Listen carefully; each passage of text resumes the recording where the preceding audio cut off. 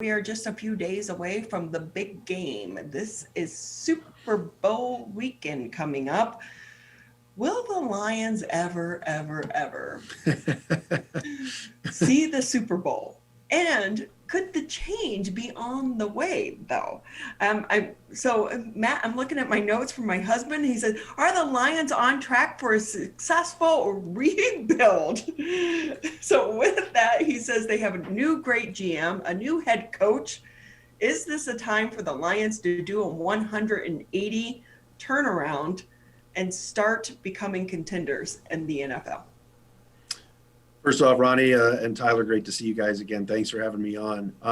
This is, it's such a crazy, it's been a crazy couple of weeks for sure, because the Lions are rebranding. The Lions are seriously this time pulling the plug and starting over. Even when they hired their new general manager, Brad Holmes, and the head coach, Dan Campbell, they were a little bit skeptical about using the term rebuild. Now, when you trade your franchise quarterback, that's it. I mean, it is a full-fledged blow it up situation. And I think that's okay. I do. I think trying to put the past in the past, starting over, blowing up this roster, at least especially on the defensive end, the defensive side of the ball, where Bob Quinn put some really poor players in even worse positions, it'll take a little bit of a while. But if fans can have patience, and Ronnie, one playoff win in 63 years, you have to be patient for a couple more years. And that's exactly what I think that the Lions are preaching right now. But so far, some of the hires that they've made have been pretty good. Okay, before I let Tyler jump in, I have to say, number one, it's 63 years. That's not patience. But on top of that, this is what happens. Sheila Ford, you put a woman in charge who says, you know what? I have people who are more knowledgeable and know more about this than I do. Let them do their job. Thank you to the women leaders out there who are leading. It's tough, Ronnie, because she's inheriting a team. She's taking over for her mother, who took over for her husband, Martha's husband, Mr. Ford. And the Ford family, let's be honest here, when it comes to football owners, they're losers. They just are. It has not been good. I like the fact that Sheila Ford Hamp said, I'm going to do whatever it takes to surround myself, you're right, with people that know a lot more than me. And I think the first step we saw in doing that is when they brought in Chris Spielman. He was making a lot of money just working one day a week for Fox. You bring him in, pluck him out of the TV booth, and kind of have him help you with the search for GM and coach, help you hire the coach, which I think Chris had a big hand in, and kind of get out of the way. You're right. You have to applaud that. You do. Matt Dery with us on the Oakland County Megacast, the host of the Locked On Lions podcast, joining us today on the show. So a lot has happened since we last spoke to you. At that point in time, the Lions were in the thick of their head coaching search, and there were a lot of really good candidates out there in this particular coaching carousel with the Lions and a number of other teams looking to fill that head coaching position.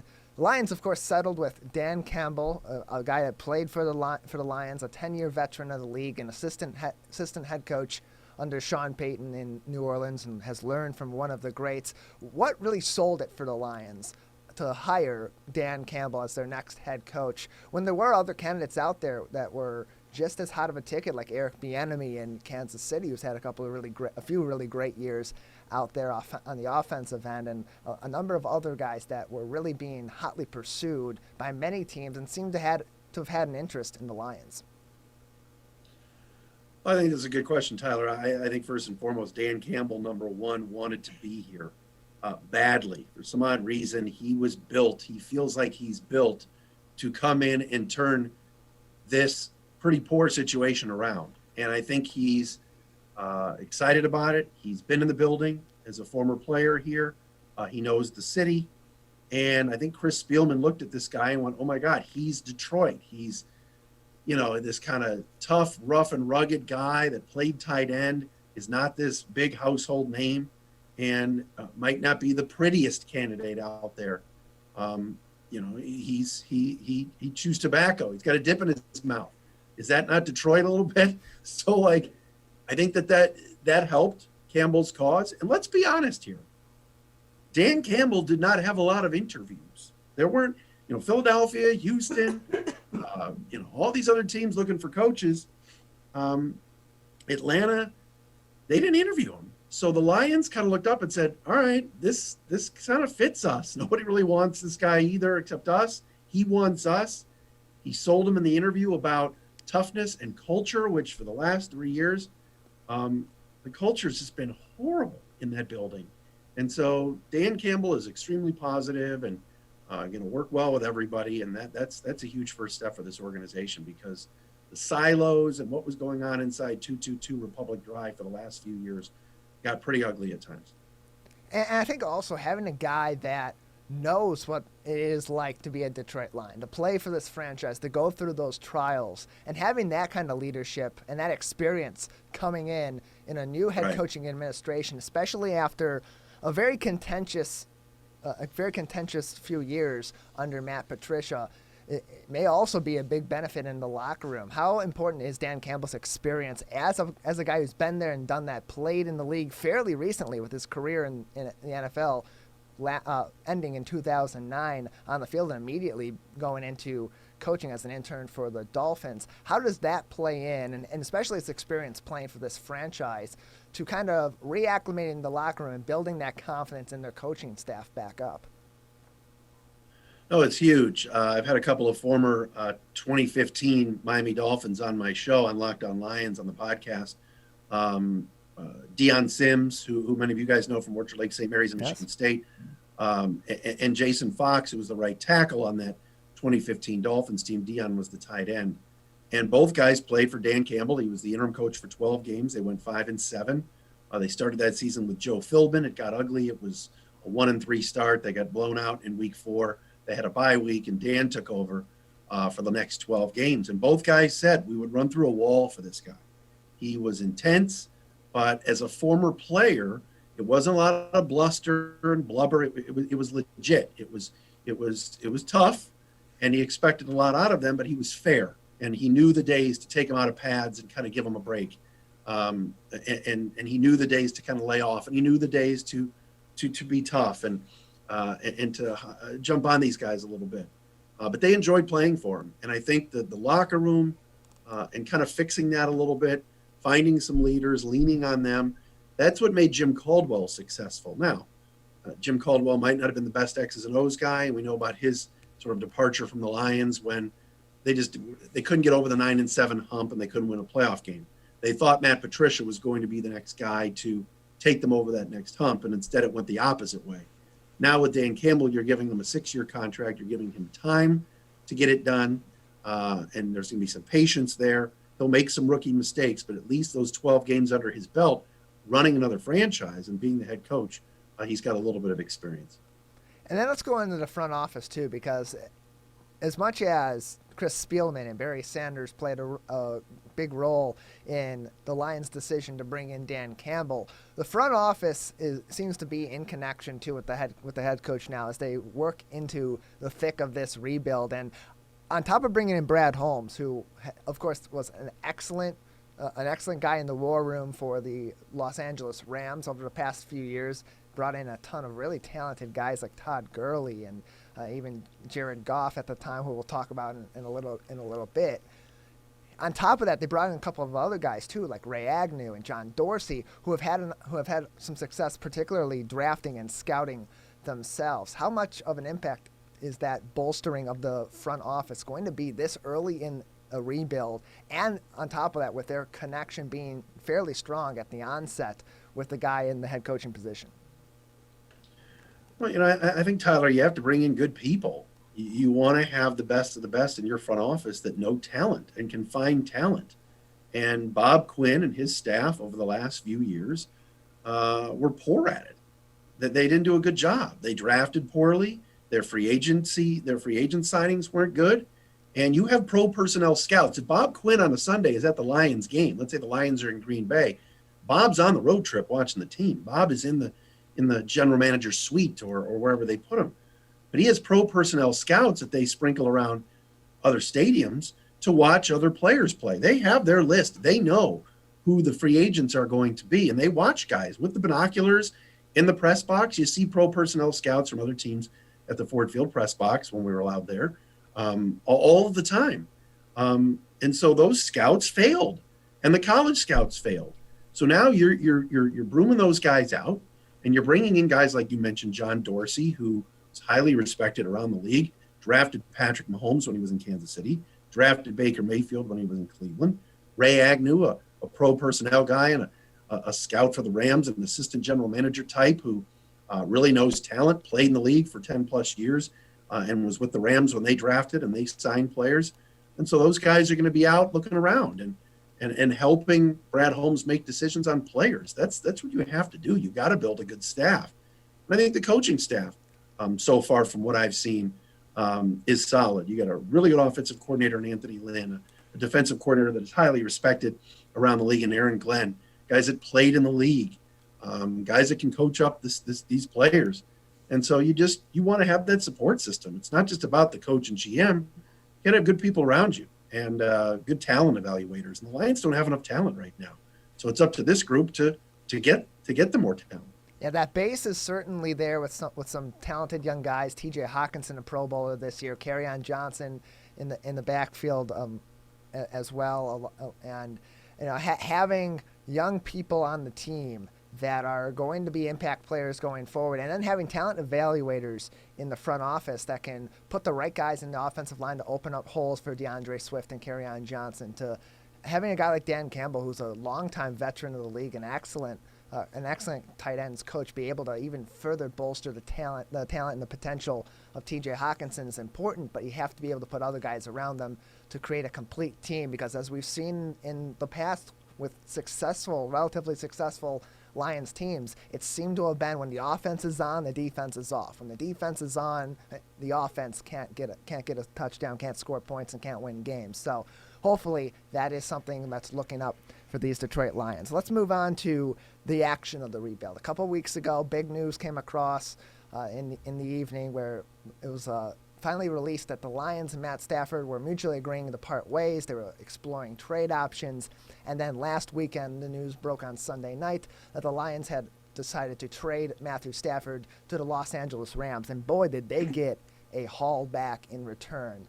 2 future first-round picks, a third-round pick, and a former number 1 overall pick in Jared Goff, exchanging quarterbacks with the Los Angeles Rams. Let's talk a little bit about that deal, and let's start with bringing in a guy in Jared Goff, because it's a young quarterback, only 26 years old. He's been to a Super Bowl, had a couple of years of struggle, but coming into Detroit in the wake of that trade, he seems to have a little bit of a restored confidence, and sometimes a change of scenery can be big. On that note, with this being a full rebuild and having the quarterback talent in this draft and the talent evaluators in the front office, do you believe that Jared Goff is the quarterback of the future, or a stopgap measure for the Lions, or maybe a little bit of both, and they're just trying to test the waters out as they begin this rebuild? I don't know if they know, and I don't know if Goff knows. This is a 2-year look at Jared Goff. This is a 2-year audition, because after 2022, you can cut him and it won't cost you a dime. And so his contract is structured that way. There are other contracts the Lions have, like Trey Flowers, they can't do that. But with Jared Goff's contract and the way it is structured and the way it is built around the salary cap, after 2 years, you can get out of it and it will cost you $0. So for the next 2 years, you have an opportunity now to take a look and see what you have in Jared Goff. I think Brad Holmes, the general manager, Ray Agnew, the assistant GM, both coming from LA, like him. This was a Jared Goff divorce with Sean McVay, the head coach. I mean, it just so happened that Saturday night Stafford gets traded to the Rams, and then an hour and a half later, he and McVay and the wives are breaking bread in Cabo and having dinner and drinks. I mean, give me a break. I'm not saying tampering took place here, but my goodness. This was Sean McVay's first choice. This was Matthew Stafford's first choice.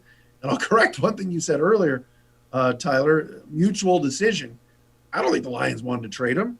I think the Ford family especially loved this guy. He's like a son to them. Kelly had their 4th child this year, and there were pictures on Instagram of Martha Firestone Ford, the former owner, holding the baby. I mean, it's family right there. But I think Matthew going to them right after the season and saying, guys, I've been here 12 years. I love you.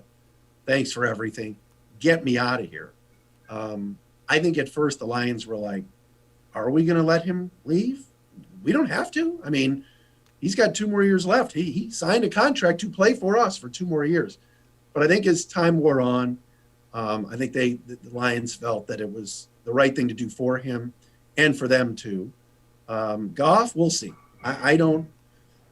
The last couple of years, Tyler, he's not played well. He's regressed, but he's getting a new start. He's going to be working with Mark Brunell, the quarterback's coach, Anthony Lynn, who did a great job with Justin Herbert this year with the Chargers. So I think they're going to hand him the keys for the next couple of years. But to sit here and say, oh, he's the quarterback for the next 5 years, I don't know that yet. Yeah, I think it's a worthy test. Having guys like you said, Anthony Lynn, who did an amazing job this past year with Justin Herbert in Los Angeles with the Chargers, and having a Pro Bowl quarterback and Mark Brunell back there. And then on top of that, the offense that Dan Campbell's going to run, it seems like he's going to want to be a little more play action and run heavy, which also suits Jared Goff's style of play. So hopefully that is something that can restore confidence in Jared Goff, and maybe we struck gold in addition to those extra assets that were acquired. And let's talk about those extra assets, because it's very seldom that you're going to see a trade in any sport that seems to be a win for both teams. The Rams clearly have shown in the last few years they don't value draft assets. They want to bring in talent and win now, and they're going all in. And whenever they can go all in with this current roster and this current team, they want to go all in. On the other side, the Lions need to bring in draft assets. They have great talent evaluators, as we've already spoken on. Having more draft capital can only be helpful in trying to rebuild a team and trying to minimize the cap hit as well. How big of an impact did the additional assets that the Rams were willing to give to the Lions, how big of an impact did that have on the Lions pulling the trigger on that deal, as opposed to other teams that definitely in some cases, or maybe in other cases, would not have given up nearly as much of a haul, including 2 first-round picks? That's the key right there. You're talking about 2 first-rounders. I've been talking to a lot of people around the league and people that I know here, both inside and outside of the Allen Park facility. The Lions were not offered 2 first-round picks by anybody else. Carolina was offering number 8 this year, and I was told Teddy Bridgewater as well. That sounds like second place. That sounds like, might not be bad. We can get Teddy in here, see if we can resurrect him. If not, we dump him. We could still draft a quarterback at 7 or at 8 and have that person stashed away for the future, like Justin Fields or Trey Lance or somebody like that. But I think the Lions looking up and saying, let's send Matthew where he wants to go. His first choice, Los Angeles. Let's not alienate him, because quite honestly, they alienated Barry on his way out of town and Calvin Johnson. So that was in play. You get 2 first-round picks. I know they're not this year, but 22 and 23. There's no guarantee that the Rams are all of a sudden going to be going to the Super Bowl. What if Stafford gets hurt? What if Aaron Donald gets hurt? The Rams are way over the salary cap right now. So let's say the Rams have a season that they don't expect to have and finish 7 and 9. Boy, that first-round pick in 2022 looks a lot better than it would have if they finished 12 and 4. That could happen. It's the NFL. So getting 2 first-rounders, getting a third-rounder this year, so now they have 6 picks instead of 5, which they needed. That looked like the best deal to me. And a deal, again, that means that because those 2 first-rounders are 22 and 23, 2022 and 2023, this is going to be a longer rebuild, but that's okay. In the NFL, there's no such thing as a 5-year rebuild. Now, 2-3 years, as opposed to just saying, well, we'll rebuild on the fly and then you retool for 1 year. This thing, if the next 2 years they stink, but in year 3 of Holmes and Campbell, they're a legit contender, I'm all in. Yeah, you want to build a team that can have their success, have some longevity to it, and be a consistent contender, win games, get into the playoffs, win playoff games, and play consistently good football. And you got to be able to do that gradually and bring in the right guys and develop the right guys and young talent in today's NFL. Well, we're joined by Matt Dery, host of the Locked On Lions podcast here on the Oakland County Megacast, all throughout the local area. Just another few minutes with you, Matt, before we'll let you go. What are your thoughts? We've seen in recent weeks with legal sports betting coming into to play here in the state of Michigan, a lot of engagement already from the sports community. More people, I think, than even before, being engaged and really paying attention to the numbers and wanting to get in on sports betting and being more involved in watching their teams play. What are your thoughts on online sports betting and its impact on Detroit sports and the Detroit fan base? I have some thoughts. Not all of them people will agree with, but here I go. Number one, I'm already sick and tired of it. I don't need to be on Twitter all day seeing what certain people's bets are for the day. No thanks. I don't care that you have the Indiana Pacers +8 against the Bucks in a parlay. So I'm I'm already sick of it. With that being said, I get it. Let's look at Detroit for a second. Here's Ronnie Dahl, all right? Her husband, the legendary Woody Woodruff, comes home every night from Fox 2. Hey, what's going on in Detroit sports, Woody? What'd you do today? Woody has to cover the Red Wings, who are terrible, the Pistons, who are bad, the Lions, who are rebuilding and now will stink, and the Tigers, who have been bad for a while, and I don't know what they're doing. Those are your four. They're all bad. Mm-hmm. So, like, Tyler, if you can get excited because you have a little bit of money down and it's legal now, and again, I'm not telling you guys to bet your life savings away, but watching the Red Wings is a really tough watch. I turned it on yesterday. They were down 3-0 in the first 5 seconds of the game. So, like, maybe you put a bet down, like, here's Darren Helm. I'm going to bet that he scores a goal today. And you have some money down. That gives you some interest in watching the game because, quite honestly, the team itself, and I hate to pick on them, they're unwatchable. So to go, we're going to legalize sports betting. There's going to be a lot of different options. There are going to be casinos and sportsbooks in Detroit. And once the pandemic is done, we can go downtown and it can be an entertainment night. That I get. But you asked the question for what does it mean for us? It might just get us more interested because the teams right now, this is a struggle. I mean, even look at Michigan State basketball. They're bad. They're never bad. Like, Tom Izzo has good teams every year. Even they stink. So, man, it's a tough time. But sports betting, if it can get people interested, I guess that would be a good thing. Yeah, definitely. So, Matt, I'm going to jump in here for a second because when you mentioned about when sports people have to cover these terrible teams.